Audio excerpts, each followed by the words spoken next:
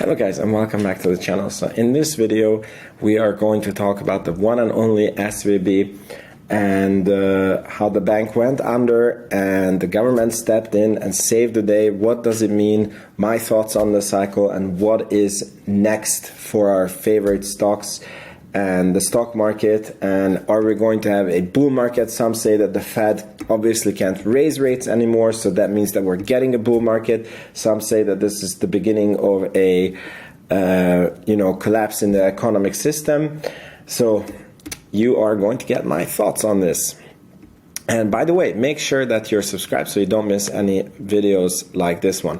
So the funny thing is, before this bank collapse, I never understood banks before. I didn't know how to read their balance sheets, but I've been watching hours and hours and hours of content to understand what has happened with this bank. And there's nothing really else that I could talk about because that's what takes up all the news. So this is what I think has happened in this situation. The All In podcast gave a really good explanation of how banks work and what happened with these banks. So you have the bank's balance sheet, and as every balance sheet, it needs to balance, right? And let's say that you have 100 billion in customer deposits. So that means that you owe the customers that put money in your banks, which is the grandmothers and you and your companies. Then you have 100 billion in assets, and these balance, right? But then you have to make money on this 100 billion so that you can pay interest to these people, while at the same time you have to also be completely liquid, because what if grandma takes the money out and she wants 100,000 to buy a house from someone who has their money at JP Morgan? So then your cash balance goes down. So you basically need to have a very fine number of you have to know that, okay, probably it's very unrealistic that 30% of the customers are going to get the money at the same time. So we leave 30 billion in cash on account, and 70 billion we have to invest in government bonds. And those are not that, we're going to come to this, right? And those are also, they're supposed to be pretty liquid, and then we can still pay back the customers in case there is a huge bank rush. So these are notes to me. It's not so important what it says here. But basically, what happens, so, because if you have 100 billion in deposits and 100 billion in assets, you are like basically just alive as a bank. If you lose $1, then you have less than all the customers' deposits, and that means that if everybody gets the money at the same time out, then you can't pay back everybody. Like the last person who has the last dollar in, they can't pay you back, right? This is why the banks have to have a lot of equity, let's say like 20 billion equity from shareholders, which gives a huge buffer in case the banks lose on the bonds, or they invest into bad loans, or whatever happens with the bank, right? But they have this problem that because they needed to make money on the assets so that they can pay interest to the people on their deposits, Silicon Valley Bank put their money in long-term bonds when the interest rates were at zero. But because the Fed started raising the interest rates, these bonds devalued, because let's say you have a bond that is $100 and you're supposed to get 1% interest at the end of the year, so you get $101 back, right? But the interest rates go to $5. Then what happens is somebody could buy your bond at $100 and make $101, or they could buy another bond for $100 and they could make $105. So for you to match what has happened on the market, you need to sell your bond for $96, meaning you lost 4% on your bonds, right? And in this case, if you had 100 billion in bonds and you lost 4%, so now you only have 96 billion, but you owe the customers 100 billion, suddenly your bank is insolvent, right? And FDIC takes over and yada, yada, yada.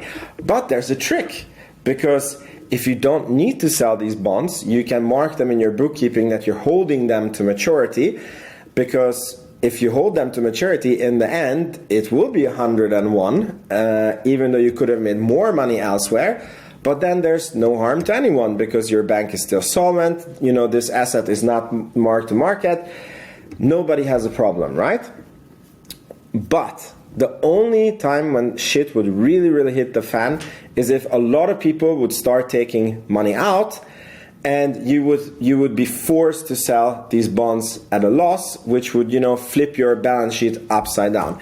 And in essence, that is exactly what has happened with Silicon Valley Bank, because they were banking on all of their customers were startups, right? And these are money-burning startups. And what happened in 2021, when times were good, is that they had a massive influx of cash. They put the money, some of the money, in long-term government bonds, and they had ample liquidity, right? But all these startups are burning money, and they can't take loans. And, you know, the VCs have stopped giving them money. They can't also raise money. So basically the deposits in the Silicon Valley Bank were just going down, and there was nothing to replenish it, right? And then it came to a point when the bank saw, like, shit, if it's going this way, we're gonna need to sell the government bonds at a loss, which they did. But the moment they did this, it flipped their balance sheet upside down, and it showed that they were missing $2 billion. And then this is where they hit the perfect storm. This would still not be a problem as long as the customers don't try to take the money all at once and they find another solution. And they wanted to raise money from investors. They wanted to sell more stocks to cover this 2-point-something billion that they had in loss. But the market is as it is now, and this raising money of the bank basically failed.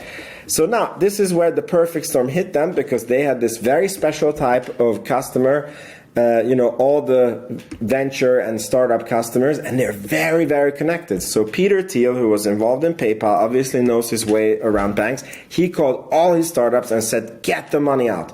And, you know, and then it created this sheep reaction that all the other founders were also calling their startups and said, get the money out.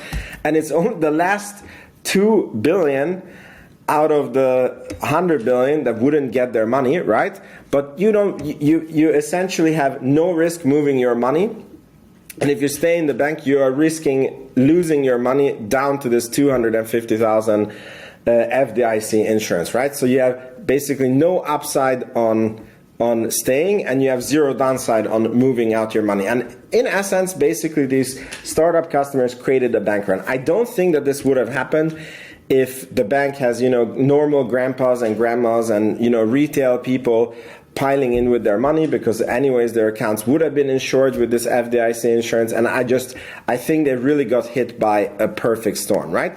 So this is what has happened with this bank. But why did this bank have to be saved? They could have just let it go to waste, right? So essentially this bank was the bank for over 50% of Silicon Valley. And if this bank would have gone down, it would have taken basically the US's next decade with it. The next Facebook, Google, or the next, you know, cancer cure would have failed, not because of there was no product market fit, not because they couldn't raise money, not because the founders were not working hard. It's simply because they didn't choose the right bank to bank with. And this would have been really, really sad. Now, here's the other thing why this bank had to be saved, is because every other bank has the same accounting trick on their books. And, you know, on Friday when the bank closed, what I heard was that 40% of the customer deposits wanted to leave the bank at the same time. And Sasha Yanchin did a very good video where he showed the balance sheet of Bank of America, and they wouldn't be able to handle if 40% of the customers would want to leave at the same time. They have the same hold to maturity government bonds that they would lose a lot of money if they would be forced to sell. But the thing is that the chance of 40% of people pulling their money out of Bank of America is basically zero.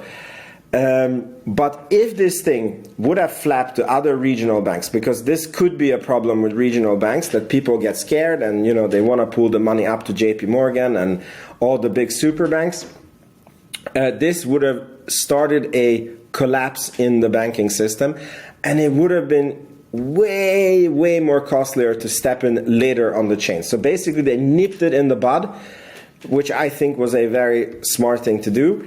But this was another reason why it had to be saved.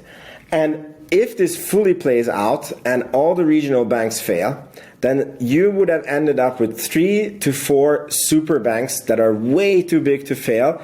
And this wouldn't help the American public. It wouldn't help anybody. You would have basically an oligopoly, or whatever it's called, when you have a few big players that basically have a monopoly together. And it just would not be a pretty scene. So I completely understand why this bank had to be saved. So now, a lot of people are pissed and they're calling this a bailout. And what is my opinion on it? Well, it was kind of a bailout, but not like it was done in 2008. This was not taxpayer funded. To be honest, I don't get all the details how exactly it was done, but it looks like the FDIC makes everyone whole. And again, for example, in the Valley Bank's case, because I believe that they had like 200 billion in deposits that need to be made whole, but because the asset values dropped, it's only a few $1 billion that the FDIC needs to come in. Because the bank has the money to cover the rest, but because the balance sheet goes upside down, they don't have the okay from the government to operate because they can't pay all the depositors back. So the way, as I understand that it will work, is that if a bank fails, the FDIC comes in and whatever they can't cover, so in this case, it will be a few $1 billion. So whatever they can't cover, this will be the next year's fee on the other banks. So instead of punishing the bank that has failed, they're going to publish every other bank. So that's like if your neighbor has a bad debt, then the bailiff is going to come to you and the street and say, okay, this guy lives on your street and he owes 1 million and there's 10 houses on the street, so everybody pays 100,000. So this will be like a bank socialism, and people are not happy to hear this. And then there is a lot of upset people because this doesn't incentivize sound banking, because what they're messaging to the banks is just take all the risk that you want and we will just bail you out. However, I 100% disagree with this. I think that the people who are saying this, they didn't fully duplicate or get the fact that the equity holders of the bank get 100% wiped out. So why would you be incentivized as a Bank of America shareholder or board member to make risky assets? Because you are not going to be bailed out. It's the grandmas and grandpas and the companies that hold the accounts in the banks that will be bailed out. So I 100% disagree with this.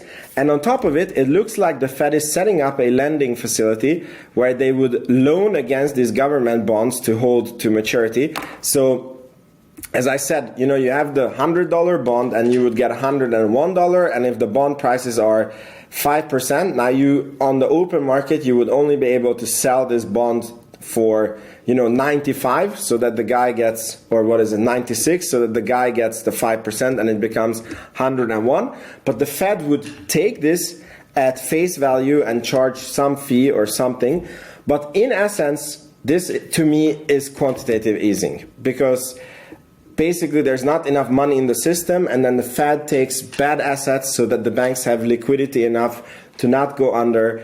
And I think that this is smart, but this is quantitative easing. I don't know how else to see it. I didn't hear CNBC, I didn't hear anybody use this term, but I do think that this is what it is. So what's next for our stocks? What's next for the world? What is going to happen? So I think that definitely we dodged a huge bullet with this bailout. And to get the government to work on the weekend is very, very hard. I'm a real estate developer, and it's very hard to get politicians to work. So good job for whoever managed to do this. You have to give credit where it's due. The administration reacted really fast, and I believe that we dodged a huge bullet, and the banking system is basically safe, and there will be no bank runs. So many people say that this also means that the Fed is not really able to raise money anymore, because it will just exaggerate the problem, because all the other banks have this accounting trick on their balance sheet.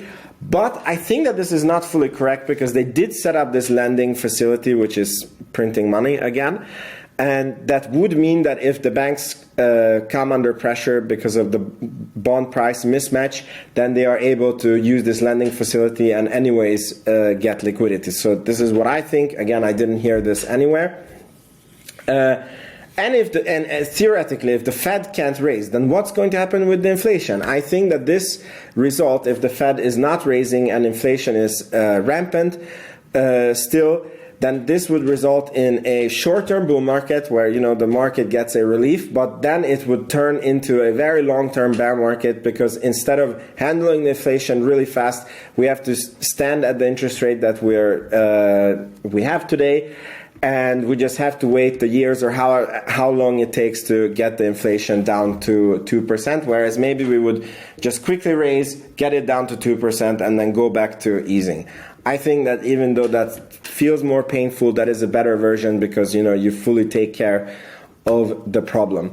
So we have an inflation report coming tomorrow, and obviously we're going to see how the Fed reacts, and maybe the Fed will pause here and see what is going on. The saying goes that the Fed raises interest rates until they break something, and now they have definitely broken something. So I don't have a future crystal ball. I think that we have averted a huge crisis on our hand. I'm really happy that Palantir and Tesla and the stock market is not in a sea of red, and this is not a huge catastrophe, even though we could have gotten very amazing prices on a lot of good stocks. So this was my summary. Let me know if this video was useful, and thank you for watching if you did. Make sure that you're subscribed, and if you want to support the channel, get direct access to me and the valuations that we have on this channel, then check out the first link in the description box below, and I'll see you in the next video. Hopefully we can go back to our normal regular scheduling now, and this cycle will be behind us. So peace, and see you in the next video.